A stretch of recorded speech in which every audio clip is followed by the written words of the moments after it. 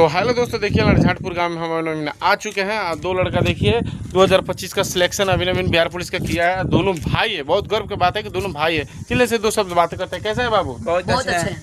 चलिए, बहुत खुशी की बात है कि बहुत अच्छे भी है। तो बाबू तुम लोग का सिलेक्शन हो गया है, खुशी है ना मन में? हाँ, बहुत अच्छे। चलिए, खुशी की भी बात भी है कि खुशी है। तो बाबू तुम लोग मतलब कितना देर पढ़ाई करता था, कैसे पढ़ाई करता था कि मतलब हमारे दर्शकों को बताओ कि 24 घंटा में 24 घंटा पढ़ाई करते थे। छोरे साला 24 घंटा में 24 घंटा पढ़ाई करते थे। अरे लेटरिंग उटिंग नहीं जाता था का रे? लेटरिन नहीं जाते तभी ना 24 घंटा पढ़ते थे। अरे गजब बात है यार, बिना लेटरिंग के भी जाते हो, पढ़ाई करते हो। चलो उससे हमें क्या लेना देना है। तुम लोग का बैकग्राउंड मतलब क्या है, कैसे कि 24 घंटा में 24 घंटा पढ़ाई करते थे? क्या हुआ रे? कोई सपोर्ट करने वाले नहीं है, गिट्टी चला कर पढ़े हैं ना। अरे साला जब 24 घंटा में 24 घंटा पढ़ाई करते थे तो गिट्टी कैसे चुराया था रे?